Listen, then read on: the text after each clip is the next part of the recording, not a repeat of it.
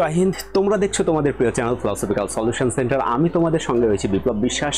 আজকে নিয়ে এসেছি তোমাদের জন্য আরেকটি মক টেস্ট, যে 6 নম্বর মক টেস্ট সম্ভবত হবে। এই মক টেস্টে আমরা আবার ডিটেল আলোচনা করব এবং ডিটেল আলোচনার পাশাপাশি আমরা দেখব যে কীভাবে কোশ্চেনগুলি এসছে। তোমরা অনেক সাপোর্ট করছো, অনেক দেখছো, কিন্তু শুধু তোমরা আমাকে সাপোর্ট করো না, তোমরা পাশাপাশি তোমাদেরকেও সাপোর্ট করো। অর্থাৎ শুধুমাত্র এগুলি দেখো না বা এই যায় ওই যায় দেখো ব্যাপারটা, সঙ্গে পাশাপাশি কিন্তু বইগুলিও কিন্তু পড়তে হবে তোমাদের, ঠিক আছে? আর তোমরা একটা জিনিস ব্যাপার, যতই মনে করো কেস হোক কী হোক, বাইরের দিকে মন কিছুই দিও না, শুধু পড়াকেই ভাবো। কারণ এই দিন কিন্তু আর কিন্তু আসবে না। কারণ এই মহাভারতেও একটা কথা ছিল যে যুদ্ধ বিনা মিলিবে না সূচা অগ্রভূমি। তাই এক্ষেত্রেও কিন্তু যত কম্পিটিটর থাকবে তাদের উদ্দেশ্যে সবার কথা সবার ক্ষেত্রেই চলবে যে এই আমি 1 পয়েন্টের জন্য যাতে আমার থেকে কেউ এগিয়ে না যায়, আমি চাইবো যে আমার যেন চাকরিটা হয়। তো সেই হিসেবে আর যে এই যে পিডিএফগুলি তোমরা ভাবছো যে পিডিএফগুলি কোথায়, আমরা কিন্তু সেগুলি কোথায় দিচ্ছি, আমরা এই টেলিগ্রাম চ্যানেলে দিচ্ছি। তোমরা সেই টেলিগ্রাম চ্যানেলে অবশ্যই সেই পিডিএফগুলি নিয়ে নিও এবং পড়ার জন্য উপযোগী যদি দরকার হয়, তোমাদের কিছু বই টইয়ের প্রয়োজন হয় যে কত ইসে দিলে ভালো হয়, আমি সেগুলিও তোমাদের দেওয়ার চেষ্টা করবো। তোমরা সেগুলি দেখো, তোমাদের সেগুলি দেওয়ার চেষ্টা করবে, অবশ্যই চেষ্টা করবো অনেকটা, যতটা সাহায্য করা যায় ততটাই চেষ্টা করা হবে। তো চলো আর দেরি না করে আজকের যে মক টেস্টের কোশ্চেনগুলি রয়েছে সেগুলিতে আলোকপাত করি।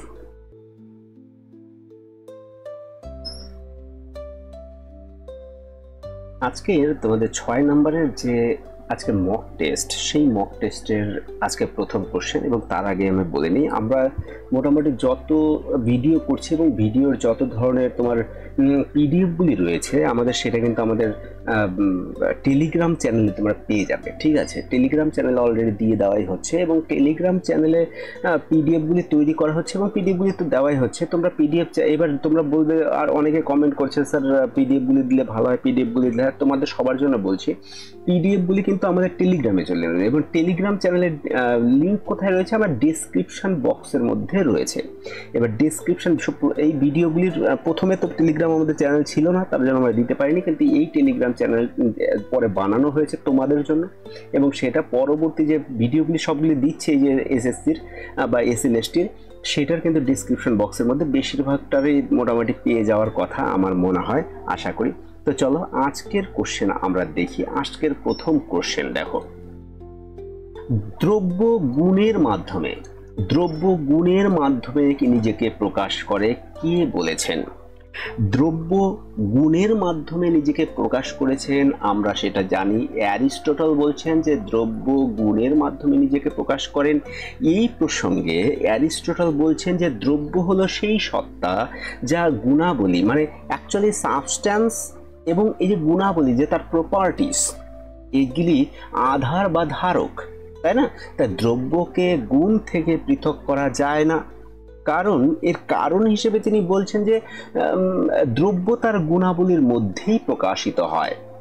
এটাকে যদি আমরা অন্যভাবে বলি, যে কোনো সত্তার নিজস্ব বৈশিষ্ট্য বা গুণাবলী, এই গুণাবলীগুলিকে যেমন রং, আকার, ওজন, এগুলি তার দ্রব্যত্বের মানে সাবস্ট্যান্সেরই কিন্তু বহিঃপ্রকাশ। তাহলে এর উদাহরণ হিসেবে আমরা কেমন বলতে পারি যে একটি আপেলের ক্ষেত্রে তার লাল রং, গোলাপের আকার, মিষ্টির স্বাদ, এই যে বিভিন্ন বিষয়গুলি রয়েছে তার দ্রব্যত্বের কিন্তু গুণাবলী। এই গুণাবলী আপেল নামক যে দ্রব্যটি তার শনাক্ত কিন্তু করি বা আমরা যাচাই করতে পারি, আমরা বুঝতে পারি যে এটা হচ্ছে আমাদের আপেল। তাহলে আপেলকে আমরা দেখতে গেলে আপেলের ধারণাকে আমরা যদি পাই, তাহলে তার গুণকেই পাই। তার দ্রব্য গুণের মাধ্যমে নিজেকে প্রকাশ করে, এটা কে বলেছেন? অ্যারিস্টটল বলেছেন। এরপরে রয়েছে অ্যারিস্টটলের মতে কোন সত্তাটি সর্বাধিক গুরুত্বপূর্ণ, গুণ, অবস্থা, ক্রিয়া না দ্রব্য? এখানে অ্যারিস্টটলকে তোমরা যদি একটু পড়ে থাকো বা কিছু একটা পড়ে থাকো, সেখানে দেখবে তিনি ক্রিয়ার কথা বলছেন যে অ্যারিস্টটল কি বলছেন, সত্তার ক্ষেত্রে মানে যে উনি তো যে বিষয়ের সত্তার কথা বলছেন, সেখানে কিন্তু উনি বিশেষত বলছেন যে সত্তা ক্ষেত্রে সব থেকে সর্বাধিক যদি হয় সেটা হচ্ছে ক্রিয়া। তাহলে এখানে ক্রিয়া আমাদের আছে, তাই সি নাম্বার আমাদের ক্রিয়া হবে। তাহলে অ্যারিস্টটলের মতে কি, অ্যারিস্টটলের মতকে যদি আমরা দেখি বা বুঝি বা পড়তে চাই একটু, তিনি সত্তার অ্যাকচুয়ালি যে সারবত্তা বা সার সত্তা যেটা রয়েছে সেটাকে ফর্ম হিসেবে বলছেন, এবং তার মধ্যেই যদি এরকম বলি যে ফর্ম কি করে, তার কাজের মাধ্যমে প্রকাশিত হয়। তাহলে কোনো কিছুর ক্রিয়া তার অন্তর্নিহিত যে গুণ বা অবস্থা রয়েছে সে থেকে বেশি গুরুত্বপূর্ণ। কেন? কারণ ক্রিয়াই হচ্ছে সেই সত্তার, মানে যে সত্তাকে তুমি জানতে চাইছো সেই সত্তার উদ্দেশ্য এবং প্রকৃতির বাস্তব প্রকাশ। এটা যদি আমরা এরকম যদি বলি সেটা কিন্তু অ্যারিস্টটলের মতে এইরকম হবে। তাহলে ক্রিয়া আমাদের সঠিক উত্তর। ঠিক আছে, আমরা একটু কালারটা এরকম দেখা যাচ্ছে, তো আমরা কালারের এই জিনিসটাকে পাল্টে দিই। আচ্ছা চলো, এরপরে 3 নাম্বার রয়েছে ইন্দ্রিয় প্রত্যক্ষ জ্ঞান নয়। কার মতে ইন্দ্রিয় প্রত্যক্ষ জ্ঞান নয়? লকের মতে। আমরা সবাই জানি লকের মতে, লক বলছেন ইন্দ্রিয় প্রত্যক্ষ জ্ঞান নয়, বিশ্বাস জ্ঞান নয়, এরকম তিনি বলছেন যে জ্ঞান তাহলে কি। তারপর তিনি জ্ঞানের কিন্তু প্রথমে তিনি নেতিবাচক, তারপরে তিনি ইতিবাচক হিসেবে কিন্তু জ্ঞানের লক্ষণ দিয়েছেন। তাহলে ইন্দ্রিয় প্রত্যক্ষ জ্ঞান নয়, এটা বিএ ক্লাসে আমরা যখন পড়ি সেই সময় একটা কোশ্চেনই এরকম আসে, আমাদের অনেক সময় কোশ্চেন আসে পরীক্ষায় যে ইন্দ্রিয় প্রত্যক্ষ জ্ঞান নয় আলোচনা করো, লকের মতে। লকের মতে ইন্দ্রিয় প্রত্যক্ষ জ্ঞান নয়। এরপরে দেখো প্লেটোর মতে সর্বোচ্চ জ্ঞান কোনটি? এখানে তোমাদের সামনে দেওয়াই রয়েছে, দেখো অপশন: মত বা বিশ্বাস, অভিজ্ঞতালব্ধ জ্ঞান, স্বল্পলব্ধ জ্ঞান, বুদ্ধিলব্ধ প্রত্যয়। আমরা জানি তিনি বলছেন মত বা বিশ্বাস এটা জ্ঞান নয়, অভিজ্ঞতালব্ধ শুধু ওটাই জ্ঞান হবে না, আবার স্বল্পলব্ধ জ্ঞানও কিন্তু হবে না। তিনি বলছেন বুদ্ধিলব্ধ জ্ঞানের কথা তিনি বলেছিলেন। তিনি বুদ্ধিলব্ধ জ্ঞানের কথা বলতে গিয়ে তিনি বলছেন যে জ্ঞান 4টি স্তরে বিভক্ত, একটা ধারণা, বিশ্বাস, বুদ্ধি, এবং সর্বোচ্চ স্তর হলো বুদ্ধিলব্ধ প্রত্যয় বা ফর্মের জ্ঞান। মানে এই যে স্তর রয়েছে এই স্তরে মানুষ কি করে, রূপ বা ধারণা সম্পর্কে জ্ঞান লাভ করে, এবং যা এই বাস্তবতার মৌলিক এবং শাশ্বত ধারণা, এরকমই উনি তো বলছিলেন। এবং দেখো এই ধারণাগুলি ইন্দ্রিয়ের মাধ্যমে উপলব্ধি করা যায় না। এগুলি কিসের মাধ্যমে উপলব্ধি করা যাবে? এগুলি শুধুমাত্র যুক্তির মাধ্যমে, মানে রিজনিং, আমাদের চিন্তার মাধ্যমে সেটাকে উপলব্ধি করা যায়। তাহলে প্লেটোর মতে যদি আমরা বলি এই ধারণাগুলি হলো সর্বোচ্চ এবং প্রকৃত জ্ঞান, যেটা সত্য, নিশ্চিত এবং অপরিবর্তনীয়। তাহলে ইন্দ্রিয়গ্রাহ্য জগৎ তো ক্ষণস্থায়ী এবং পরিবর্তনশীল, তাই এটি মানে এই যে যথার্থ জ্ঞান, অর্জিত জ্ঞান আপেক্ষিক এবং অসম্পূর্ণ, তাই না? তাহলে সেই ক্ষেত্রে তিনি বলছেন বুদ্ধিলব্ধ প্রত্যয়ের কথা তিনি বলছেন।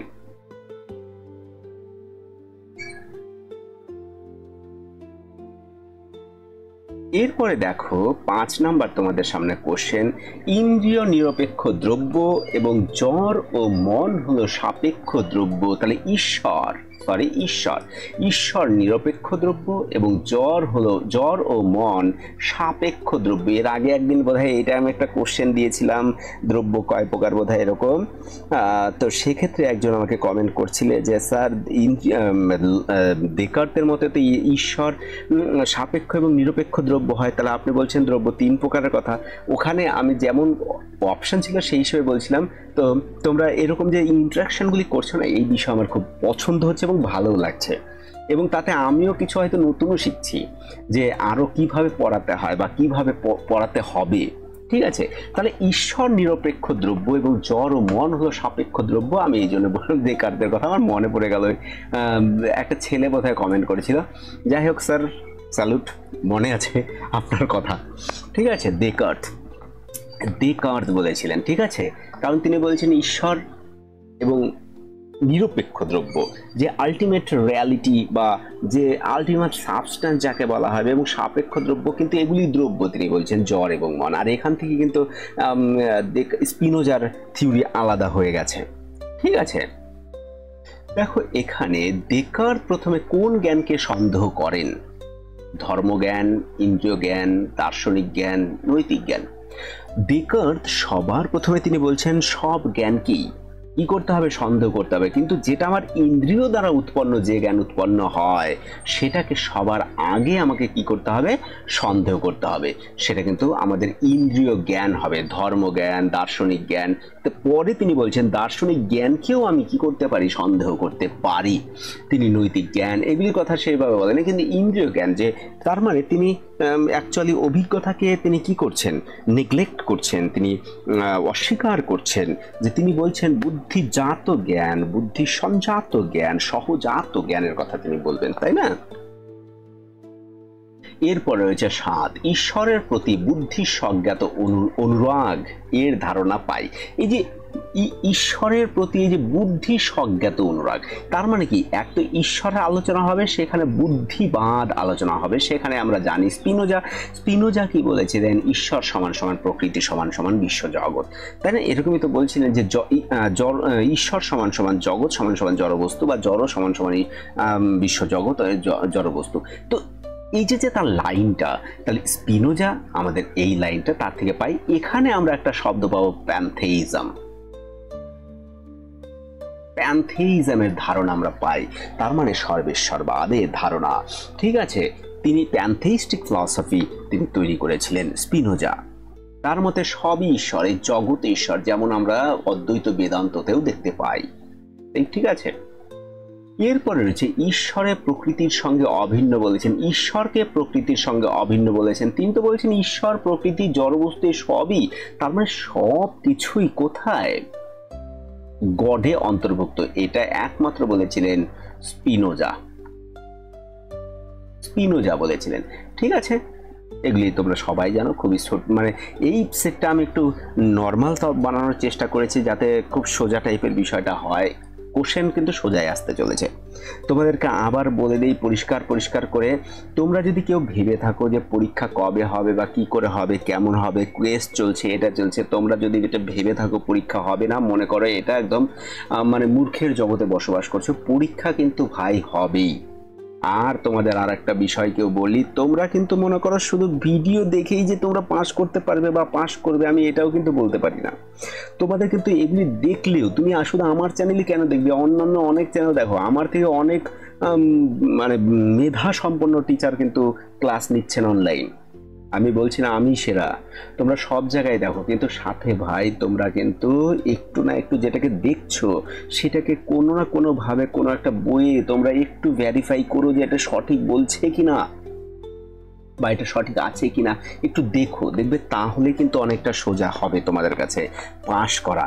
আর এত বছর পর পরীক্ষা হচ্ছে, কোনোভাবে কিন্তু ছেড়ে দেওয়া যাবে না। ওই যে তোমরা মহাভারতে হয়তো শুনেছো কিনা যে যুদ্ধ বিনা মিলিবে না সুচাগ্র ভূমি, হ্যাঁ, এরকম বলেছিলেন কে, দুর্যোধন বলেছিলেন বোধহয়। তো এখানেও কিন্তু তোমাকে যুদ্ধ করতে হবে, তুমি কেন ছেড়ে দেবে?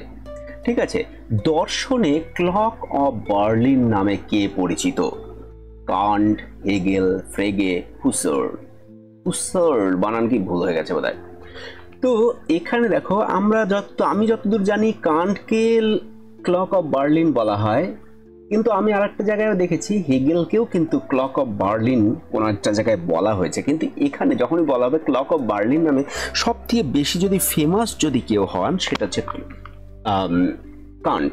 কিন্তু ধরো কোনো একটা অপশনে কান্ট নেই, হেগেল দিয়েই রয়েছে শুরু, তাহলে কিন্তু হেগেল তোমাদের করতে হবে। কিন্তু দেখা গেল কান্ট হেগেল রয়েছে, তাহলে সেখানে তুমি শুধু কান্ট করলেই হবে।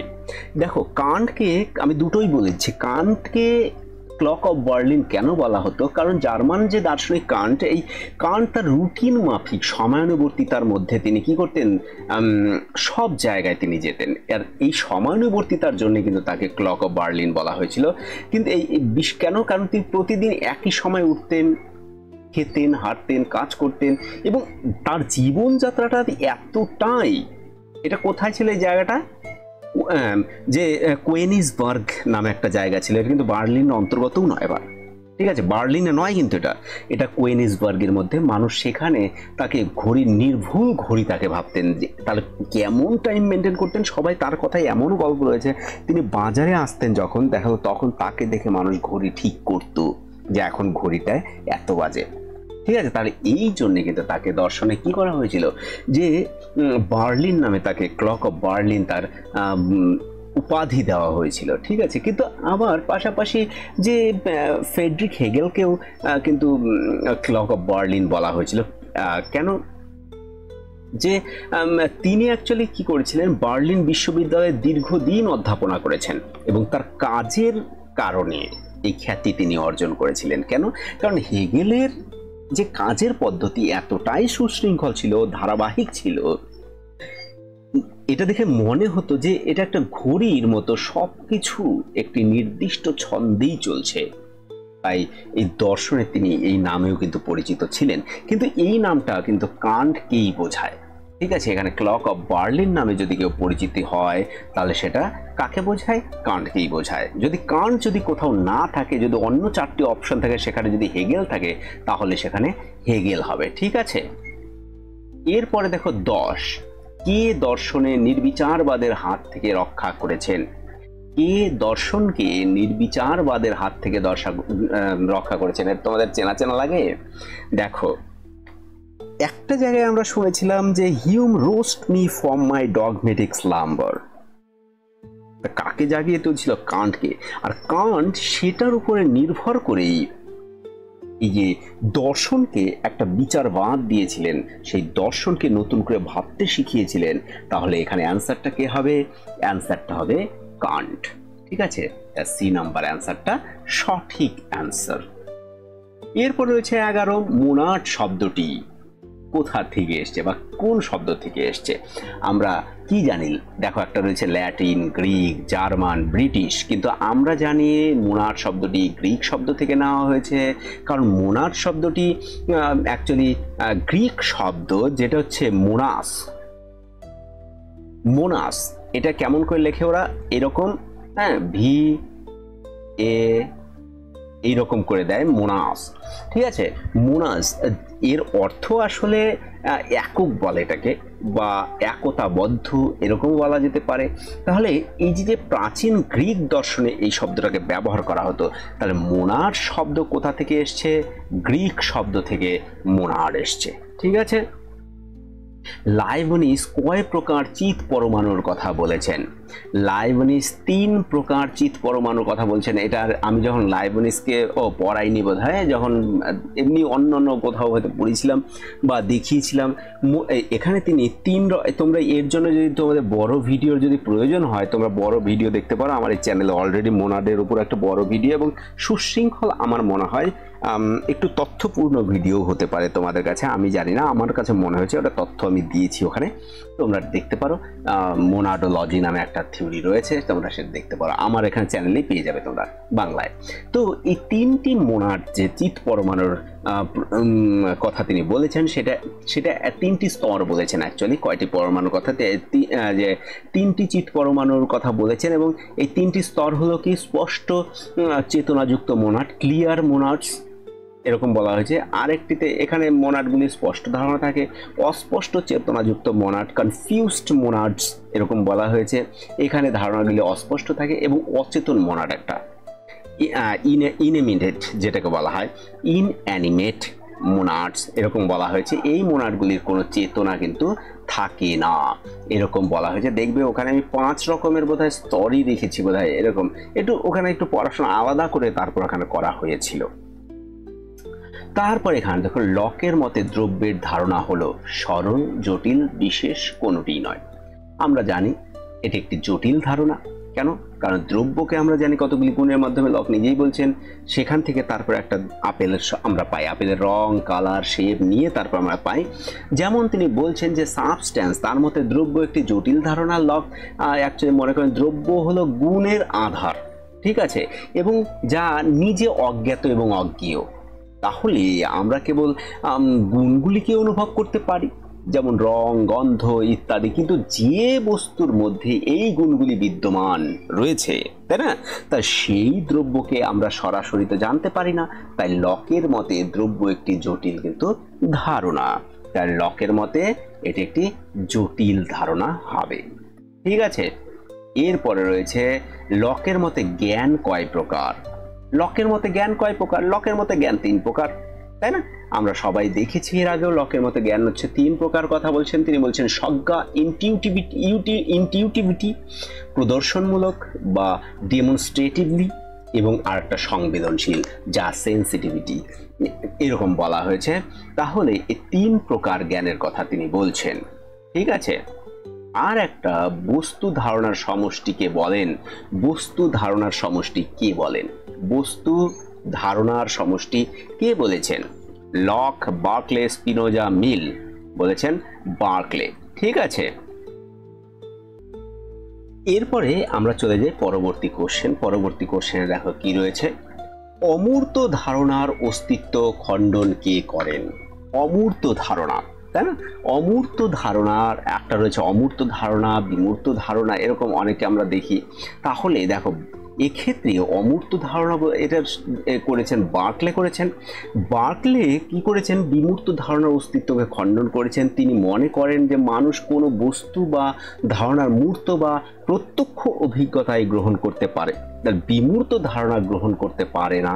তার মতে যা কিছু উপলব্ধি করা যায় না তার অস্তিত্ব নেই, এরকমই তো তিনি বলেছেন। তাহলে এই বিমূর্ত ধারণার যে ধারণার অস্তিত্ব খণ্ডন কে করেছেন? করেছেন বার্কলে, মনে থাকবে। এরপরে আসি সংবেদন ও অন্তর্দর্শনের সাহায্যে যা পাই হিউমের মতে তাই হলো কি? তাই হলো আমরা যতদূর জানি মুদ্রণ বলে, ঠিক আছে, মুদ্রণ। তাহলে এক্ষেত্রে দেখো, এক্ষেত্রে হিউম যে সংবেদন এবং অন্তর্দর্শনের সাহায্যে যা পায়, হিউম তাকে কি বলছেন? তাকে মুদ্রণ বলছেন। তাহলে হিউমের মতে সংবেদন ও অন্তর্দর্শনের মাধ্যমে যা পাওয়া যায় তাই হলো অভিজ্ঞতা বা ইমপ্রেশন বলা হয়েছে। তাহলে হিউমের মতে এই ইমপ্রেশনগুলি যে জ্ঞানের প্রাথমিক উপাদান এবং এগুলি আমাদের মনে ধারণা তৈরি করে, তাই না? তাহলে এই যে বিষয়, তাহলে ইমপ্রেশন যেটাকে বলা হচ্ছে সেটাই মুদ্রণ। তার সংবেদন এবং অন্তর্দর্শনের মাধ্যমে আমরা কি পাই? আমরা মুদ্রণ পাই, তাই না? এরপরে রয়েছে 18, হিউমের মতে প্রত্যক্ষ গুচ্ছই হলো আত্মা। সত্য, মিথ্যা, অনিশ্চিত কোনটি নয়, কোনটি হবে? তোমরা কি মনে হয় তোমাদের? হিউমের মতে প্রত্যক্ষ গুচ্ছই আত্মা। তাহলে তো এক্ষেত্রে দেখো, এক্ষেত্রে যে হিউমের মতে প্রত্যক্ষ গুচ্ছই হলো আত্মা, এটা সত্য না মিথ্যা? তো হিউমের মতে তিনি তো বলছেন যে প্রত্যক্ষ গুচ্ছই আত্মা, এটা তো সত্য। তো কেন বলছেন তার ব্যাখ্যা হিসেবে যদি আমরা বলি, হিউমের মতে অ্যাকচুয়ালি আত্মা বলতে কিছু নেই, যা আছে তা হলো কতগুলি প্রত্যক্ষ অনুভূতির যে সমষ্টি বা গুচ্ছ। তাই হিউমের মতে আমাদের মন বা আত্মা আসলে কিছু বিচ্ছিন্ন ক্ষণস্থায়ী মানসিক যে অভিজ্ঞতা বা অনুভূতির একটি সমষ্টি মাত্র কিন্তু বলা যেতে পারে।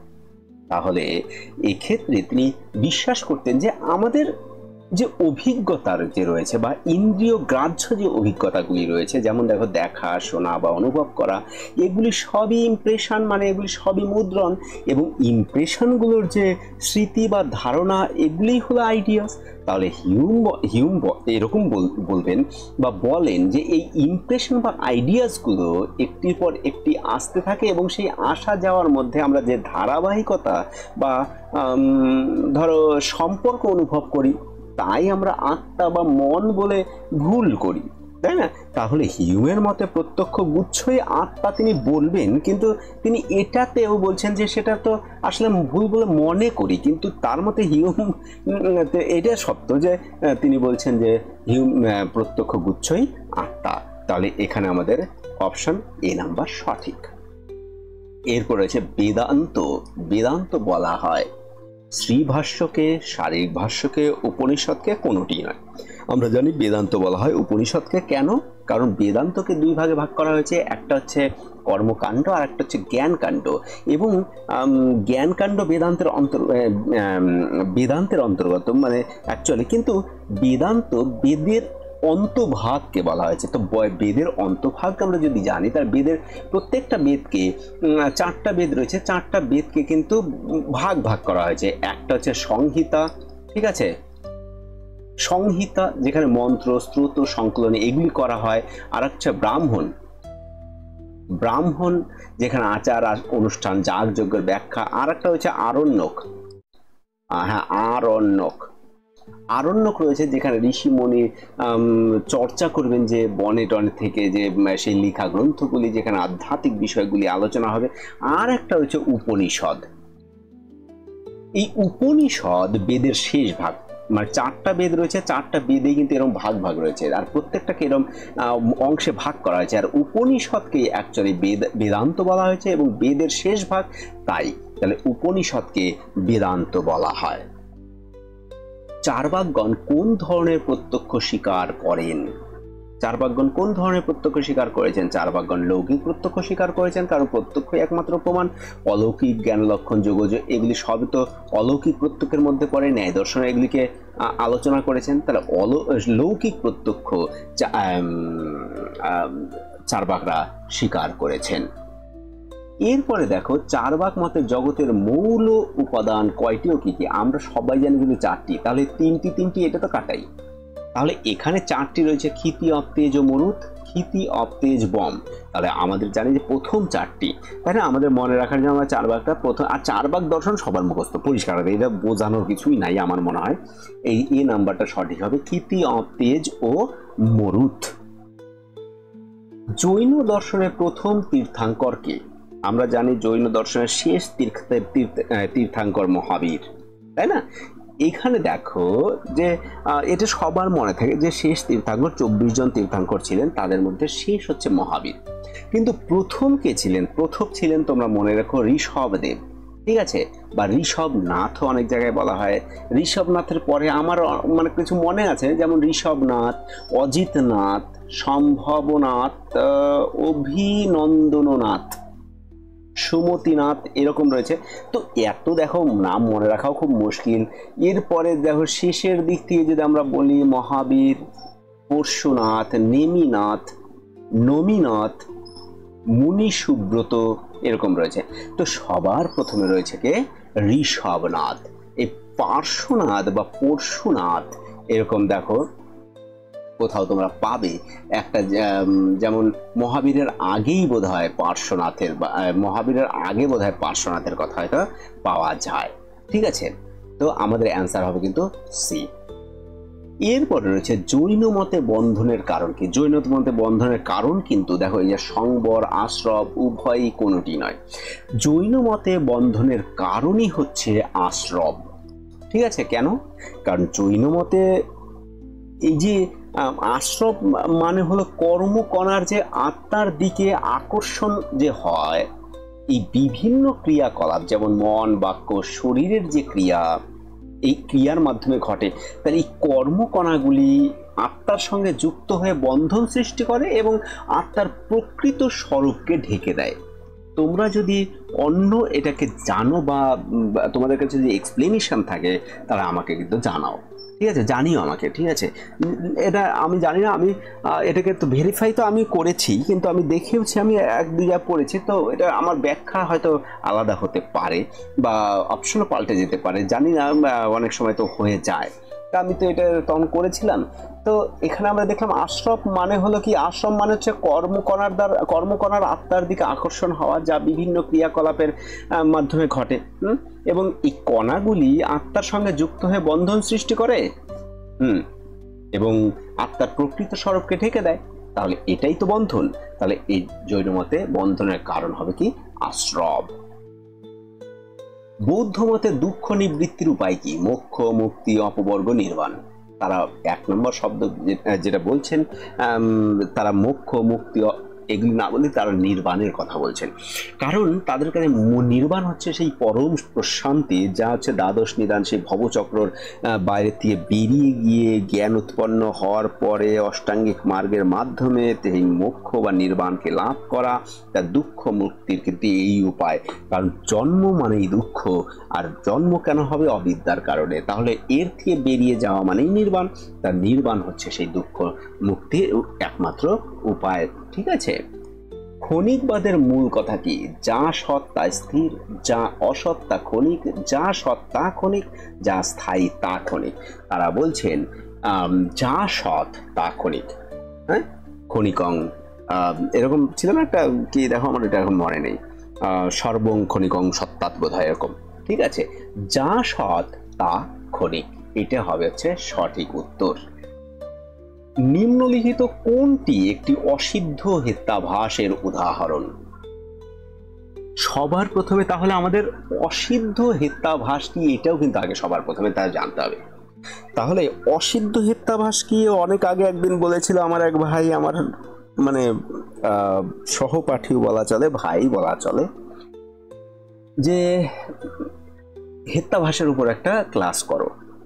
আমি অবশ্যই করব, কারণ এখনো সময় আমাদের আছে। তো সময় তো দেখো একা একা তো আর অনেক কিছু করা সম্ভব নয়। আমি এর মধ্যে একটা সমস্যা আমার চলছিল, তাই দেখো ভিডিও দিতে আমার অনেকটা দেরি হয়ে গেল এবারও। তো অসিদ্ধ হেত্যাভাস বলতে আমরা জানি যে যে অনুমানে হেতুতে সাধ্য ধর্মের উপস্থিতি সিদ্ধ না হয়ে কল্পিত হয়, মানে কল্পনা হয়, তাকেই অসিদ্ধ হেত্যাভাস বলে। তো কল্পিত হওয়া, তাহলে এখানে দেখো অগ্নি পর্বতে আছে কারণ সেখানে ধোঁয়া আছে, এখানে কল্পিত নয় কারণ এটা বাস্তবিক একটা বিষয়। শব্দ অনিত্য কারণ শব্দ নিত্য বস্তুর গুণ নয়, এটাও ঠিক আছে, এটাই সেই কল্পনা করা হচ্ছে না। আকাশে ধোঁয়া আছে কারণ ধোঁয়া অগ্নি, এই যে দেখো আকাশে ধোঁয়া আছে কারণ সেখানে অগ্নির সহিত সহ অবস্থিত। এখানে দেখো পরেটা অগ্নি গরম কারণ এটা ঠিক আছে বাস্তব, কিন্তু আকাশে ধোঁয়া আর সেখানে অগ্নি থাকবে এটা হতে পারে না। এখানে আকাশে ধোঁয়া আছে আর অগ্নি আছে, এই যে সহস্থিত, এখানে দেখো পক্ষ হচ্ছে আকাশ, তাই না? পক্ষ আকাশ, হেতু কি? হেতু হচ্ছে তোমার ধোঁয়া, আর এই যে সাধ্য অগ্নি।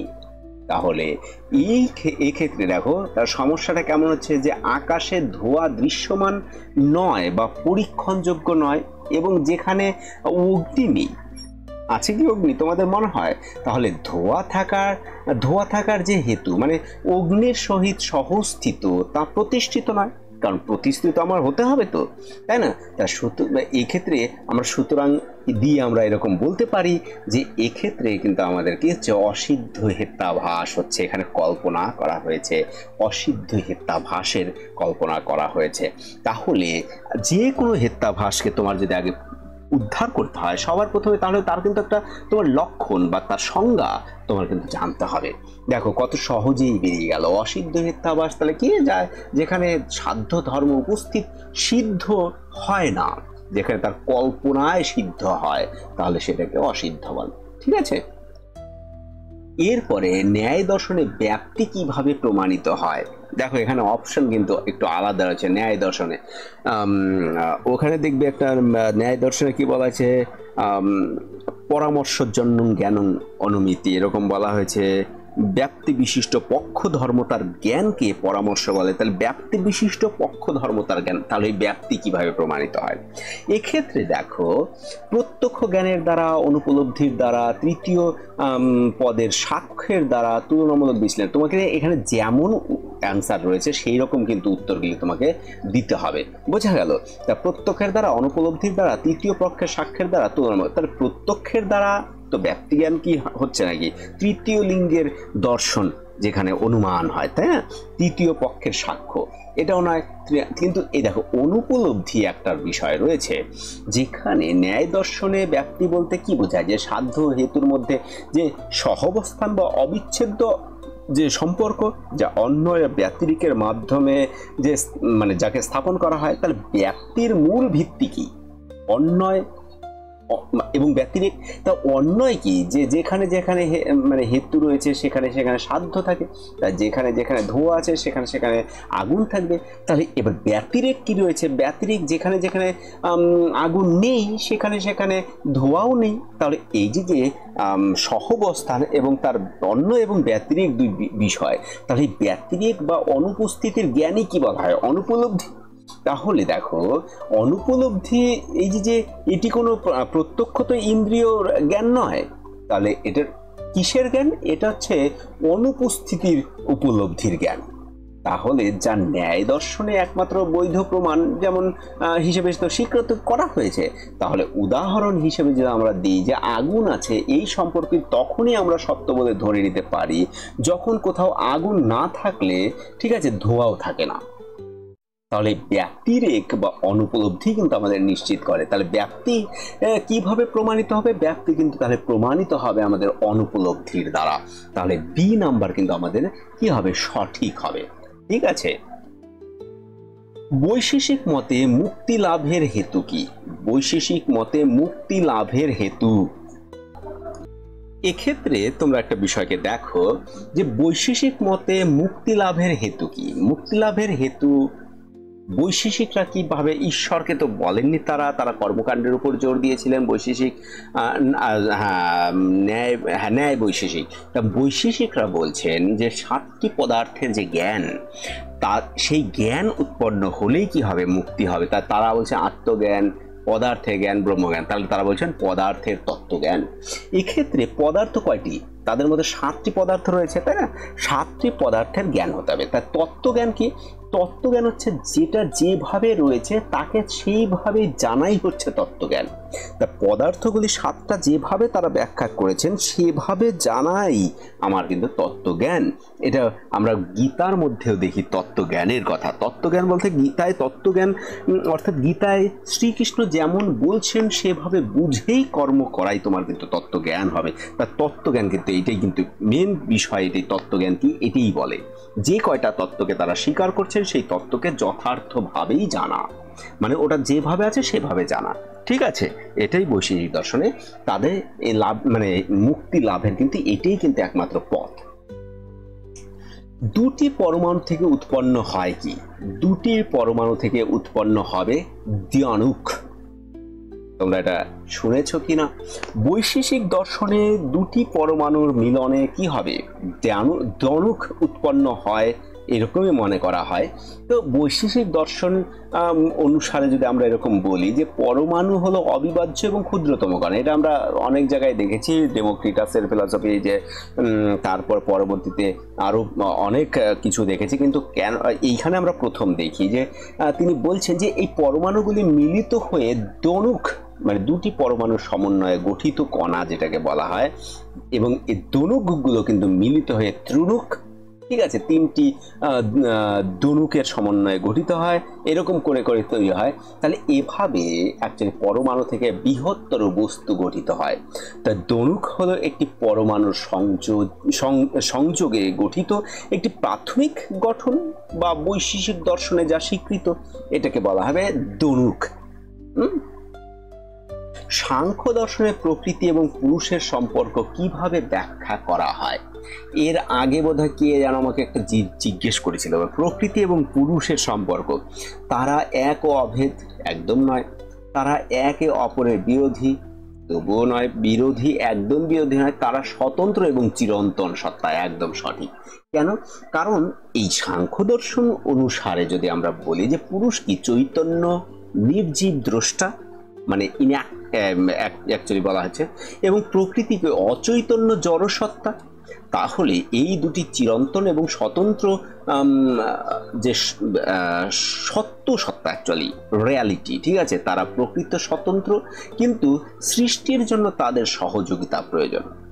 পুরুষের উপস্থিতিতেই অ্যাকচুয়ালি প্রকৃতির বিকাশ শুরু হয়, তাই না?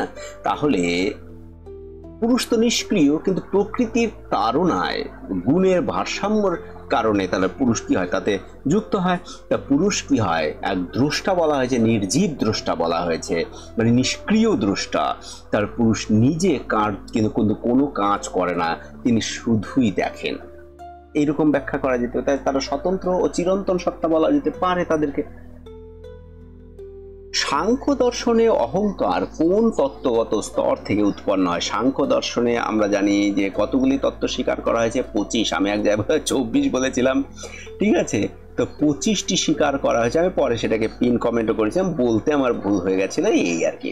তো সেখানে দেখবে, সেখানে রয়েছে মহৎ এই বিষয়টা, যে অহংকার কোথা থেকে উৎপন্ন হচ্ছে? মহৎ বা বুদ্ধি থেকে। তাহলে বলছে তত্ত্বের স্তর থেকে উৎপন্ন। হ্যাঁ, বলছে অ্যাকচুয়ালি সাংখ্য দর্শনে যে প্রকৃতি যখন মানে অ্যাকচুয়ালি যে উৎপন্ন হতে থাকে, মানে বিকার হতে থাকে, তো প্রথমে উৎপন্ন কি হয়? মহৎ, মানে যেটাকে বুদ্ধি বলা হয়। তারপর মহৎ থেকে উৎপন্ন হয় অহংকার। আর এই অহংকার থেকে উৎপন্ন হয় কি? মন, ইন্দ্রিয়, তন্মাত্রা, পঞ্চমহাভূত। হ্যাঁ, তো এগুলি সাংখ্য দর্শনে যে সৃষ্টি বিন্যাসে অ্যাকচুয়ালি তাহলে অহংকার কি হবে, মহতের কিন্তু পরবর্তী স্তর কিন্তু, হ্যাঁ তাই না? তাহলে মহতের পরবর্তী স্তরে আমরা কি পাবো, অহংকারকে পাবো। এই সরি, অহংকার, অহংকার মহতের পরবর্তী স্তর। তাহলে অহংকার কোন স্তর থেকে উৎপন্ন হয়, মহৎ থেকে উৎপন্ন হয়, তার বি নম্বর হবে আমাদের সঠিক।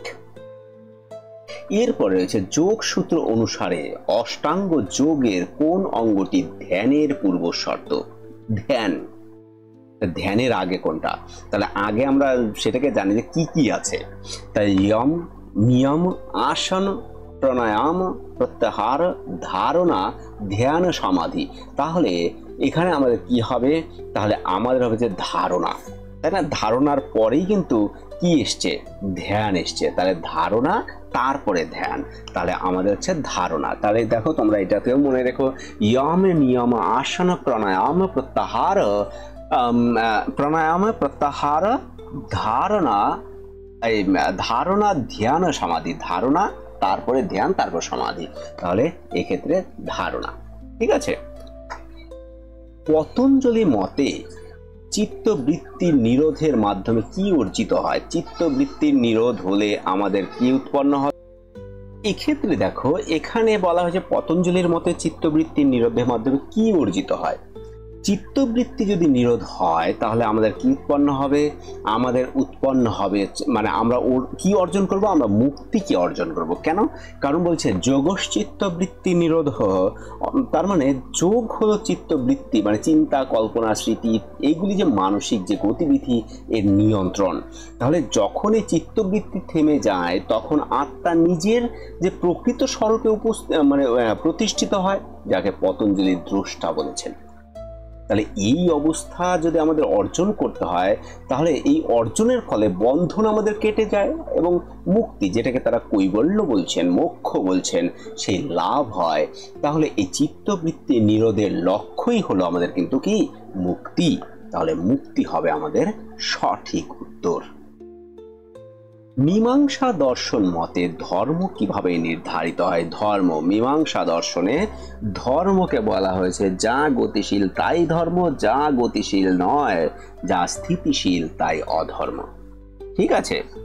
তো এক্ষেত্রে ঈশ্বরের আদেশ অনুযায়ী ধর্ম নির্ধারিত হয় বেদ বাক্যের দ্বারা, প্রত্যক্ষ জ্ঞান দ্বারা, যুক্তি অভিজ্ঞতার দ্বারা।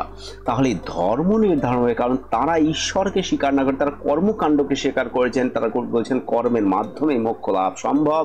তারা বেদ বাক্যের দ্বারা এই ধর্ম নির্ধারিত হবে। তাহলে অদৃষ্ট জন যে কর্মফল প্রদায়ী বৈদিক নির্দেশ, এই মীমাংসা দর্শনে ধর্ম বলতে তাই বোঝানো হয়েছে। তার মানে এমন কার্য যা বেদ নির্দেশ করে এবং যার ফলে এমন দেখা যায় না, তাকে আমরা অদৃষ্ট বলি। তাহলে এই দর্শনে বেদ যে স্বয়ং প্রমাণ, চিরন্তন ও নির্ভুল বলে মনে করা হয়। তাহলে এই ধর্ম নির্ধারিত হয় বেদ বাক্যের মাধ্যমে, তার যুক্তি বা ঈশ্বরের আদেশ দ্বারা নয়, বা আদেশের মাধ্যমে নয়। যদি আমরা একদম প্রপারলি ভাষা ইউজ করি তাহলে ভাষা কিন্তু একটু অন্যই আমাদের বলতে হয়। মীমাংসা দর্শনে বেদের প্রামাণ্যতা, অথেন্টিসিটি কি ভিত্তিতে প্রতিষ্ঠিত? মীমাংসা দর্শনের মতে বেদের প্রামাণ্যতা কি ভিত্তিতে প্রতিষ্ঠিত? ঈশ্বর প্রেরিত বলেই তা প্রামাণ্য, কারণ তা বেদব্যাস রচিত, কারণ ও অনাদি এবং ও স্বয়ং প্রমাণ, কারণ তা যুক্তিপূর্ণ।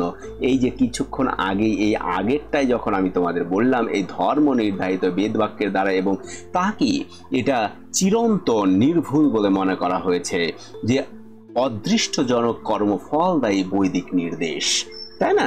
তাহলে এক্ষেত্রে তোমার অথেন্টিসিটি, তাহলে মীমাংসকগণ বলবেন কি বলবেন, বেদ অনাদি, তাই না, এর নির্মাতা রহিত এটা। তাহলে এগুলি কি হবে, কারো সৃষ্টি তো নয়, এটা তো চিরন্তন। তাহলে বেদের সত্যতা, বেদের যে সত্যতা, প্রামাণ্যতা, স্বয়ং প্রমাণ, তা প্রমাণের জন্য বাইরের কোনো ভিত্তির প্রয়োজন হয় না। ঈশ্বর এখানে কিন্তু কি আসলে মূল কর্তৃক আসলে কিন্তু ধরা হচ্ছে না, মূল কর্তৃত্ব নয়।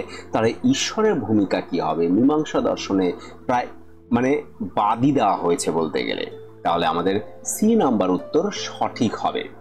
ঠিক আছে, এরপরে শঙ্করাচার্যের অদ্বৈত মতে বেদান্ত অনুযায়ী নিম্নের কোনটি সত্য? আত্মা ও ব্রহ্ম দুটি ভিন্ন বাস্তব সত্তা। একদম সবার প্রথমে কাটা যাবে এটা। মায়া হচ্ছে বাস্তব জগতের কারণ, এটাও কাটা যাবে। জ্ঞানী মুক্তির একমাত্র উপায়, একদম সঠিক হবে এটা অদ্বৈত মতে। ঈশ্বরকে ঈশ্বর ভক্তি টক্তির কথা এখানে বলা হয়নি, এখানে বলছে মুক্তি। মুক্তি কিসের কারণে হবে? জ্ঞানের কারণে। যদি অবিদ্যা যদি নাশ হয়, মুক্তি জ্ঞান যদি তোমার উৎপন্ন হয়, তাহলে তুমি মুক্তি পাবে, জীবন মুক্তি বা বিদেহী মুক্তি। আর এই জ্ঞান কখন উৎপন্ন হবে? কিসের? যখন তুমি ভেদকে যখন বুঝতে পারবে, অর্থাৎ ব্রহ্মই আমার আত্মা। কারণ এখানে লাইন ছিল, লাইন কেমন ছিল? ব্রহ্ম সত্য জগৎ মিথ্যা, জীব ব্রহ্মৈব না পরহ। তাই না? আমরা এরকম জানি। এরপরে দেখো 37, রামানুজাচার্যের বিশিষ্টাদ্বৈত মতে ব্রহ্ম জীবের সম্পর্ক কি রূপ? কি রূপ? সম্পূর্ণ অভিন্ন, সম্পূর্ণ ভিন্ন, অংশ সর্বাংশ সম্পর্ক। কেবল প্রতীক এই সি নাম্বার, অংশ সর্বাংশ সম্পর্ক। কারণ তিনি বলছেন যে ঈশ্বর কি দুটো জিনিস দ্বারা উৎপন্ন। একটা হচ্ছে তার মধ্যে কি রয়েছে? চিত রয়েছে এবং রয়েছে অচিত, এই দুটোই রয়েছে। তাহলে এই দুইয়ের দ্বারা তিনি বলছেন যে জীব ও জগৎ ব্রহ্মের অবিচ্ছেদ্য অংশ, শরীর ও শরীরী ভাব, এরকম বলছে, শরীরা শরীরী ভাব। তাহলে এই দর্শন অনুসারে মুক্তির পথই হলো কিন্তু অ্যাকচুয়ালি ভক্তি। রামানুজ এই দর্শন মানে রামানুচার্যের ব্যাপারটা যে মুক্তির কথা তিনি ভক্তির কথায় তিনি বলছেন। ঠিক আছে, তাহলে অ্যান্সার এখানে সি নাম্বার। এরপরে দেখো 38, প্রাকল্পিক বচনের প্রথম অংশটি কি? প্রাকল্পিক বচনের প্রথম অংশ পূর্বক, দ্বিতীয়টাকে বলা হয় অনুগ। আমরা যেটা জানি আর কি, ধরো পি ইমপ্লাইজ কিউ এরকম থাকে না, এই যে ব্যাপার প্রাকল্পিক বচনের, এটাকে পূর্বক বলে, এটাকে অনুগ বলে, এটা আমরা সবাই জানি, অত বেশি বোঝানোর দরকার নেই। ঠিক আছে, পি অথবা কিউ মানে পি ভেল কিউ নেগেশন পি, সুতরাং কিউ। এটা কি? এটা আমাদের ডিএস, তাই না? এটা আমরা ডিএস জানি। ডিসজাংটিভ ডিলেমা বলা, সাইলোজিজম বলা হয়। তাহলে এটা সঠিক হবে। এরপরে রয়েছে দেখো আরোহের বস্তুগত ভিত্তি কি? আরোহের বস্তুগত ভিত্তি পর্যবেক্ষণ, পরীক্ষণ, এই দুটোই তো হয়। হ্যাঁ, প্রকৃতির একরূপতা হবে না। এই দেখো ডি নাম্বার অপশন রয়েছে, পর্যবেক্ষণ ও পরীক্ষণ, এই দুটি হচ্ছে আরোহের মূল ভিত্তি। ঠিক আছে, এরপরে আছে সকল মানুষ হয় স্বার্থপরের বিরুদ্ধ বচন কি হবে? সকল মানুষ হয় স্বার্থপর, তার মানে এ বচন। তাহলে এ বচন এখানে কি থাকে? এখানে বিরুদ্ধ বচন, তাহলে এখানে ও বচন থাকে, তাহলে ও বচন হবে। তাহলে কোনো কোনো মানুষ নয় স্বার্থপর, তাহলে এখানে রয়েছে কোন কোন পশু, কোনো কোনো মানুষ স্বার্থপর নয় মানুষ, না এটা হবে না, এই জাগাত পরিবর্তন হবে না, বিরুদ্ধ বচন হলো কোনো কোনো মানুষ নয়। এই সি নাম্বারটা সঠিক হবে। দেখো সি নাম্বার, এটা সাবজেক্ট, এটা হচ্ছে প্রেডিকেট, তাহলে হচ্ছে কোনো কোনো মানুষ নয় স্বার্থপর, তাহলে ও বচন আমার হয়ে গেল। তাহলে এটা ও বচন, এটা ছিল সরি, এটা হচ্ছে ও বচন আর এটা হচ্ছে আমার এ বচন, তাই না? তাহলে সি নাম্বার উত্তর হচ্ছে আমার সঠিক। এরপরে রয়েছে অ্যান ইন্ট্রোডাকশন টু লজিক গ্রন্থের রচয়িতা কে? ইন্ট্রোডাকশন টু লজিক গ্রন্থের রচয়িতা আমরা সবাই জানি, বিএ ক্লাসে আমরা অনেকবার এটাকে পড়ছি। 6th addition, 5th addition, 15 addition, 14 addition, এখন তো কলেজে চলছে 15 এডিশন পড়ানোই হচ্ছে। 14 এডিশনের কত সময় করা হয়, কিন্তু 15 এডিশনটাই প্রেফার করা হয়েছে। তো এখানে কপি রয়েছেন অ্যান ইন্ট্রোডাকশন টু লজিক গ্রন্থের রচয়িতা আই অ্যাম কপি। এখানে দেখো ডাটিসি কোন সংস্থানে বৈধ? এটা অবশ্য আমি করে দেখেছি, করে এই জন্য তোমাদের বলছেন, এটা কিন্তু তৃতীয় সংস্থানের একটা বৈধ মূর্তি। তাহলে তৃতীয় সংস্থানে আমাদের কতগুলি মূর্তি রয়েছে? 6টি রয়েছে। সেখানে কি কি রয়েছে? ডেরাপ্টি, অ্যাকচুয়ালি বোধহয় এরকম রয়েছে, ডিসামিস, ডাটিসি, ফিলাপটন, বোকার্ডো, আর একটা বোধহয় রয়েছে, তোমরা ওটাকে দেখে নিও, তো ওখানে 6টি রয়েছে কিন্তু। ডেরাপ্টি, ডিসামিস, ডাটিসি, ফিলাপটন, বোকার্ডো আর ফেরিশন বোধহয়। তো তার মধ্যে কিন্তু এই যে একটা ডাটিসি, যদি 6টার নাম যদি ভুল হয় কিন্তু আবার বললে বসুন আবার ওটা, কিন্তু আমার যে লাস্টের ওটা কিন্তু মনে নেই বোধহয়। ঠিক আছে, তো ওটা হবে ডাটিসি। এরপরে দেখো কোনটি মনোযোগের একটি প্রধান বৈশিষ্ট্য নয়। মনোযোগের প্রধান বৈশিষ্ট্যগুলির মধ্যে কি কি রয়েছে? প্রধান বৈশিষ্ট্যগুলির মধ্যে দেখো এখানে বলছে এটি স্বয়ংক্রিয়ভাবে ঘটে, এটি সব সময় সচেতনভাবে নিয়ন্ত্রিত হয়, এটি বস্তুর প্রতি একমুখী মনোনিবেশ, এটি দীর্ঘমেয়াদী স্মৃতির অংশ। তো এই মনোযোগ একটি বৈশিষ্ট্য দেখো, এই যে এটি বস্তুর প্রতি একমুখী মনোনিবেশ, এটি এক দিক দিয়ে চলে, অন্য দিক দিয়ে হয় না। কারণ মনোযোগ হচ্ছে মানসিক শক্তির একটি কেন্দ্রীভূত রূপ, যা কোনো নির্দিষ্ট উদ্দীপকের প্রতি সচেতন মনোনিবেশের মাধ্যমে কাজ করে। তাহলে এটি যে নির্বাচিত বস্তুর দিকে যে একমুখী মনোনিবেশ কিন্তু অ্যাকচুয়ালি ঘটায়। ঠিক আছে, এরপরে তোমাদের সামনে যে দেখো কোশ্চেন রয়েছে 45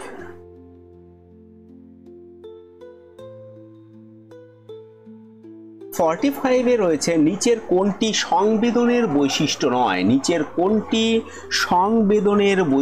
নয়? এটি ইন্দ্রিয়ের মাধ্যমে ঘটে, এটি সব সময় সচেতন প্রক্রিয়া, এটি বাহ্যিক উদ্দীপকের প্রতি সাড়া দেয়, এটি মস্তিষ্কে প্রাথমিক তথ্য দেয়।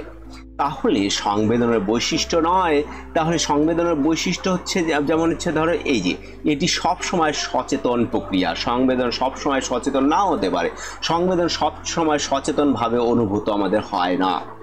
অনেক সময় যেমন হালকা শব্দ, গন্ধ আমরা অসচেতনভাবেও কিন্তু গ্রহণ করে ফেলি, তাহলে এগুলি আমাদের মনোযোগ না দিলে কিন্তু আমরা সেগুলির ভিতরে টেরও পাই না। ঠিক আছে, এরপরে দেখো প্রাইমারি ইফেক্ট কোন ধরনের স্মৃতির সঙ্গে সম্পর্কযুক্ত? এগুলি আমি সব ভিডিও অলরেডি দিয়ে দিয়েছি, তোমরা দেখবে। আর একটা বোধহয় ভিডিও মনে করে কি মনোবিজ্ঞান থেকে আর একটা তোমাদের টপিক দিতে হবে, কিন্তু আজকে যেগুলি আলোচনা চলছে সেগুলি অলরেডি আলোচনা হয়ে গেছে। তোমরা দেখো, বড় বড় ভিডিও আমি বানিয়ে দিয়েছি 2টা মনোবিদ্যার উপরে। ঠিক আছে, তাহলে এই যে প্রাইমারি ইফেক্ট কোন ধরনের স্মৃতির সঙ্গে, এটা কিন্তু দীর্ঘমেয়াদী স্মৃতির সঙ্গে যুক্ত, মনে রেখো। কারণ প্রাইমারি ইফেক্ট বলতে এমন বোঝায় যখন আমরা কোনো তালিকা দেখি ধরো, তখন প্রাথমিক যে উপাদানগুলি থাকে, মানে প্রথমে যে উপাদানগুলি থাকে সেগুলি বেশি মনে থাকে। এর কারণ কি? সেগুলো দীর্ঘমেয়াদী স্মৃতিতে স্থান পায়। দেখবে প্রথমে আমরা যত পড়ছি, মনে করো প্রথমের 10-12 লাইন ভালো মুখস্থ থাকে, তারপরে দেখবে আস্তে আস্তে আমাদের পড়াটা কম মনে থাকে, তাই না? এরপরে রয়েছে সিলেক্টিভ অ্যাটেনশন বলতে কি বোঝায়? সিলেক্টিভ অ্যাটেনশন বলতে আমরা এখানে বুঝবো যে আমরা নির্দিষ্ট, এখানে দেখি সব ইন্দ্রিয় তথ্যকে গ্রহণ করে, প্রয়োজনীয় উদ্দীপকের প্রতি মনোযোগ দেওয়া এবং অপ্রয়োজনীয় তথ্য বর্জন করা।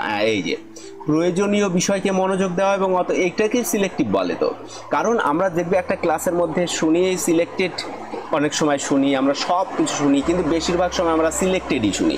তাহলে প্রয়োজনীয় উদ্দীপকের প্রতি মনোযোগ দেওয়া ও অপ্রয়োজনীয় তথ্য বর্জন করা, তাহলে এটা হবে আমাদের সঠিক উত্তর সিলেক্টিভ অ্যাটেনশনের ক্ষেত্রে। এরপরে রয়েছে 48, দেখো রয়েছে বাইরে প্রচন্ড বৃষ্টি হচ্ছে, বুঝছো? যদি শব্দ টব্দ আলাদা আসে তোমরা আলাদাভাবে নিও, বাইরে প্রচন্ড বৃষ্টি হচ্ছে আজকে। তো এখানে রয়েছে ওয়ার্কিং মেমোরি, এর ধারণাটি কে প্রদান করেছেন? Working memory John Piaget, Sigmund Freud, Bradley and Hitch আর B.F. স্কিনার। আমরা যখন পড়ছিলাম তখন দেখছিলাম working memory Bradley and Hitch বলছিলেন। এটা কি বলছিলেন? ব্রাডলে অ্যান্ড হিটজ 1974 সালে, এরকম সালটাল হবে হয়তো, আমার ঠিক সালটা মনে নেই। সেখানে ওয়ার্কিং মেমোরির মডেল উপস্থাপন করেছিলেন এবং তারা কি করেছিলেন যে সেন্ট্রাল এক্সিকিউটিভ বা ফেনোমোলজিক্যাল যে লুপ এবং ভিজুয়াল অ্যাকচুয়ালি ভিজুয়াপ্যাকটিক্যাল যে স্কেপচার এর কথা তারা বলেছিলেন সেখানে। তো এখানে আমরা অ্যান্সার কি হবে? ব্রাডলে অ্যান্ড হিট। 59 কোনটি স্মৃতির প্রক্রিয়ার ধাপ নয়? তা স্মৃতির প্রক্রিয়ার ধাপ কি আসলে? তাহলে সেটাকে আগে জানলে আমাদের কিন্তু সোজা হবে। তা স্মৃতির প্রক্রিয়ার ধাপ হচ্ছে সবার প্রথমে ইনকোডিং, তারপরে স্টোরেজ, তারপরে হচ্ছে রিট্রাইভাল, আর তারপরে কি আমাদের স্মৃতির প্রক্রিয়ার ধাপই হচ্ছে আমাদের কাছে 3, সেটা হচ্ছে ইনকোডিং, স্টোরেজ আর রিট্রাইভাল। তাহলে এই যে রিপিটিশন এটা হচ্ছে শেখার কৌশল, বারে বারে রিপিট করা, ঠিক আছে? তাহলে এটা হচ্ছে আমাদের স্মৃতির প্রক্রিয়ার ধাপ কিন্তু আসলে নয়। এরপরে হচ্ছে নিষ্ঠা। নিষ্ঠা শব্দটি গীতার কোন অধ্যায়ে মূলত নৈতিক অবস্থান নির্দেশ করে ব্যবহৃত রয়েছে? আমাদের রয়েছে না ইন্ডিয়ান এথিক্স, সেখান থেকে এটা এসছে। এটা আমরা জানি অষ্টদশ অধ্যায়। তোমরা গীতাকে কতটা পড়েছো আমার ঠিক জানা নেই, কিন্তু সেখানে দেখবে যে তোমরা যদি 2-1 লাইন কিছুটা পড়ো না তাহলে অনেকটা বুঝবে। তোমরা তো মনে করো বি ক্লাসে কিছু কিছু পড়েছই। তো অষ্টদশ অধ্যায় রয়েছে মোক্ষ, মানে অ্যাকচুয়ালি মোক্ষ যোগ, অর্থাৎ সেখানে মোক্ষ যোগ অ্যাকচুয়ালি এরকম বলা হয়, সেটাকে আরো ভালো নাম দিয়ে এরকম বলা হয়, সম্পূর্ণ নাম এরকম মোক্ষ শূন্য যোগ, যেটাকে যদি আমরা সংস্কৃত আদলে উচ্চারণ করি মোক্ষ শূন্য যোগ, ঠিক আছে? গীতার এই অষ্টাদশ অধ্যায়, যেখানে নিষ্ঠার যে শব্দটা যে ব্যবহার করা হয়েছে সেটা কর্মযোগ ও জ্ঞান যোগের মধ্যে যে বিভিন্ন নৈতিক পথ, এই পথকে নির্দেশ করেছে। তাহলে এই ক্ষেত্রে গীতায় মানে গীতার দ্বারা কি হলো, ব্যক্তির ধর্ম, কর্তব্য, নিষ্কাম কর্মের গুরুত্ব এগুলি ব্যাখ্যা করা হয়। তা ভারতীয় নীতিবিদ্যায় এই নিষ্ঠা একটা বিশেষ কিন্তু দৃষ্টিকোণ কিন্তু এটা রয়েছে। তা নিষ্ঠা কোথায় আলোচনা হয়েছে? অষ্টাদশ অধ্যায়ে, একদম শেষ অধ্যায়ে। চার্বাক দর্শনে নৈতিকতার ভিত্তি কি হিসেবে গৃহীত? দেখো এটাও কিন্তু ইন্ডিয়ান এথিক্স থেকে এসছে। আত্মা ও ধর্ম, ইন্দ্রিয় সুখ ও প্রত্যক্ষ জ্ঞান, কর্ম, পুনর্জন্ম, 2 নাম্বার হবে। সবাই আমরা জানি তারা ইন্দ্রিয় সুখের কথা বলছেন আর প্রত্যক্ষ জ্ঞানের কথা তারা বলছেন। জৈন দর্শনে অহিংসা নীতির বাস্তব প্রয়োগ কিসের উপর নির্ভরশীল? অহিংসা, নন ভায়োলেন্স, এটা শাস্ত্র অনুযায়ী ধর্ম পালনের উপর, সম্যক দর্শন আচরণের উপর, ব্রহ্মচর্য আর অসন্ন্যাসের উপর, প্রতিদিন পূজা। এই যে দেখো সম্যক দর্শন ও আচরণের উপরে, ঠিক আছে? ত্রিরত্ন তারা একটা জায়গা হয়তো এখানে বলছেন সম্যক দর্শন আচরণের উপর। এখানে যদি আমরা বলি যে জৈন দর্শনের নৈতিকতার মূল ভিত্তি কি? অহিংসা, তাই না? তাহলে এই যে নীতিগুলি রয়েছে সেখানে দেখবে তোমরা ত্রিরত্নের কথা তোমরা পাবে। সেখানে ত্রিরত্ন কি? সম্যক দর্শন, সম্যক জ্ঞান এবং সম্যক চরিত্র বা আচরণ, এই 3টিকে একসঙ্গে ত্রিরত্ন বলা হয়। তাহলে দেখো অহিংসা কোথায়? তার সম্যক দর্শন ও সম্যক আচরণের উপর নির্ভরশীল, তাই না? এরপরে রয়েছে 53 state is a necessary evil. এই উক্তিটি কার? এই উক্তিটি তোমরা কোথাও পেয়েছো কি? কোথাও পেয়েছো জানি না, এটা লকের উক্তি, ঠিক আছে? লক কি করছেন? জন লক এই যে সামাজিক চুক্তি তত্ত্বে বিশ্বাস করতেন এবং তিনি মনে করতেন যে প্রকৃতি অবস্থায় মানুষ স্বাধীন হলেও নিরাপত্তা ও যে আমাদের সম্পত্তির যে সুরক্ষা, এই ক্ষেত্রে রাষ্ট্র কি করে? রাষ্ট্র গঠন করা কিন্তু আমাদের অ্যাকচুয়ালি জরুরি কিন্তু একটা বিষয়। তো সেখানে রাষ্ট্র এক্ষেত্রে ব্যক্তিগত স্বাধীনতায় হস্তক্ষেপ করে না, তাহলে সেক্ষেত্রে তিনি রাষ্ট্রকে নেসেসারি ইভিল বলেছেন। তাহলে যে হস্তক্ষেপ করবে না তার নেসেসারি ইভিল, ঠিক আছে? State is a necessary evil.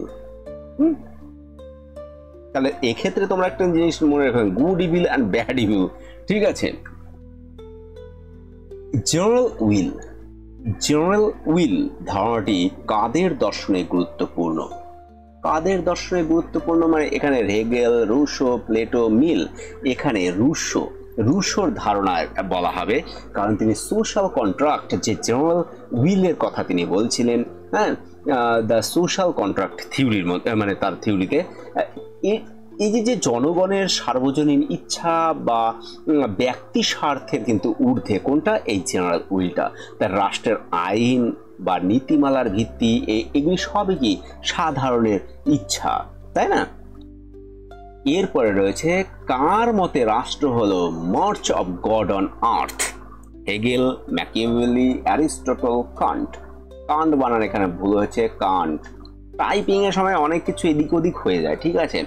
এখানে হবে গড মানে march of God on earth, that is the Hegel. হেগেলের মতে, কার মতে? রাষ্ট্র, দ্য মার্চ অন আর্থ। কারণ এখানে দেখো জার্মান দার্শনিক হেগেল, অ্যাকচুয়ালি জার্মান দার্শনিক তিনি হেগেল অ্যাকচুয়ালি রাষ্ট্রকে ঐশ্বরিক যে রূপ বা ঈশ্বরের প্রকাশ হিসেবে ব্যাখ্যা করেছিলেন, যে জগতে ঈশ্বরের প্রকাশ। তো রাষ্ট্রই নৈতিকতার পরিপূর্ণ রূপ তার মতে। তাহলে যার মাধ্যমে মানব চেতনার বিকাশ লাভ করবে, তাহলে march on God on earth, ঠিক আছে। এরপরে দেখো 56, liberty consist in obedience to the law which we prescribe to ourself. এটি কার মত? কান্ট, ঠিক আছে, মিল, রুশো, হবস। এটাও রুশোর মত। কেন? কারণ এই যে প্রকৃত স্বাধীনতা এমন আইন মানা যা ব্যক্তি নিজেই সামাজিক চুক্তির মাধ্যমে গ্রহণ করছে, কিন্তু তাহলে এখানে স্বাধীনতা মানে স্বৈরাচার নয়, এখানে নৈতিক ও সমষ্টিগত যে নিয়মের কিন্তু আনুগত্যকেই বোঝানো হয়। তাহলে এক্ষেত্রে হবে রুশো। নিচের মধ্যে কি রাষ্ট্রকে একটি নেসেসারি ইভিল বা নাইট ওয়াচম্যান স্টেট হিসেবে দেখেছেন? Karl Marx, John Locke, Thomas Hobbes, J S. Mill. এখানে লক হবে, আমরা একটু আগেই দেখলাম এটাকে। তো কেন এক্ষেত্রে তোমাদের একটু বলে রাখি, রাষ্ট্রের মূল কাজ হচ্ছে ব্যক্তিগত স্বাধীনতা, সম্পত্তি রক্ষা। তাই রাষ্ট্র যেন সর্বনিয়ন্ত্রক না হয়, সে কারণে তিনি রাষ্ট্রের ভূমিকা সীমিত রাখতে চান। তার নাইট ওয়াচম্যান ধারণাটি সীমিত সরকারের প্রতীক, ঠিক আছে। এক্ষেত্রে দেখো পরীক্ষায় নকল করা উচিত নয়, এটা কোন ধরনের অবধারণ? এটা নৈতিক অবধারণ। উচিত অনুচিত এই গল্প যেখানেই আসবে সেটাই কিন্তু নৈতিক বাক্য, এটা কিন্তু তোমরা মনে রাখবে। মরেও বাঁচো উক্তিটি কার? তোমরা হয়তো আগেও শুনেছো, পড়েওছ। মিল, কান্ট, হেগেল, বেনথাম। আমরা জানি হেগেলের। কেন? কারণ এই যে উক্তি কেন করেছিলেন, এই উক্তিটির মাধ্যমে অ্যাকচুয়ালি হেগেল আত্মত্যাগের মাধ্যমে জীবনের বৃহত্তর অর্থে পৌঁছানোর ধারণায় প্রকাশ করতে চেয়েছেন। তাহলে এই উক্তির মূল ধারণা কি? এই উক্তির মূল ধারণা হচ্ছে জীবনের যে বৃহত্তর উদ্দেশ্য বা হায়ার পারপোজ, এর জন্য নিজের যে ক্ষুদ্র স্বার্থ বা অহংকার ত্যাগ করতে পারাটাই প্রকৃত মুক্তি বা বাঁচা। তাহলে এই অর্থে হেগেলের দ্বান্দ্বিক যে দর্শন মানে বিষয়টা, তাহলে সেই এখানে অংশ এখন তিনি মনে করেন এমন এক বিষয় যে থিসিস, ঠিক আছে, বিষয় এবং এর বিপরীত বিষয় অ্যান্টিথিসিস এর সাথে মিলিত করা যেতে পারে এবং এটি উচ্চতর বিষয় সিনথেসিস তৈরি করে, তাই না? তাহলে থিসিস আর অ্যান্টিথিসিস এই দুটি সংমিশ্রণ যদি করা হয়, মিলিত যদি করা হয়, তাহলে সিনথেসিস উৎপন্ন হবে। তাহলে এই ক্ষেত্রে নিজের ক্ষুদ্র স্বার্থকে ত্যাগ করার যে প্রবণতা, তার সাথে সত্তার একাত্ম হওয়াই তোমার হচ্ছে বেঁচে থাকা, আর তাছাড়া মরে যাওয়াই ভালো। তাকেই মরেই বাঁচো, তাই তিনি বলছে মরেই বাঁচো। একদম খুব মানে এক দারুণ এক মানে যে উক্তি, খুব ছোট কিন্তু দেখো কত গুরুত্বপূর্ণ। এবং আজকের তোমাদের এই পেপারের লাস্ট কোশ্চেন, ঠিক আছে, আজকের মক টেস্ট যেটা ছিল, লঘু পাপে গুরুদণ্ড কোন মতবাদ সমর্থন করে? তা আমরা জানি প্রতিশোধ দাঁতের বদলে দাঁত নেয়, প্রতিরোধ সেখানে বলা হয়েছিল তোমার শাস্তি তোমার জন্য মানে অন্যায়ের জন্য দেওয়া হয়েছে না, যাতে এই অন্যায় আর কেউ না করে তার জন্য দেওয়া হয়েছে প্রতিরোধ, ঠিক আছে। লঘু পাপে তারা গুরুদণ্ড মানেন, ঠিক আছে। তাহলে এক্ষেত্রে দেখো আজকে তোমাদের কিন্তু শেষ হয়ে গেল আজকের একটা মক টেস্ট। সবাইকে ধন্যবাদ জানাচ্ছি এবং তোমরা আশা করি দেখছো এবং সবই তোমাদের অশেষ ধন্যবাদ। তোমরা কিন্তু পড়াটা একটু অন্যভাবে তোমাদের সাথে সাথে কিন্তু টেক্সট বইটাও পড়তে হবে। তো ভিডিও তো বড় করার কোনো মানেই নেই, আর ভিডিও অনেক বড় হয়েছে। তো চলো ভিডিও এখানেই শেষ করছি, দেখা হবে নতুন আরেকটি ভিডিওতে। ততক্ষণ ভালো থেকো, সুস্থ থেকো, পরীক্ষার জন্য প্রিপারেশন সঠিকভাবে নাও। জয় হিন্দ, জয় ভারত।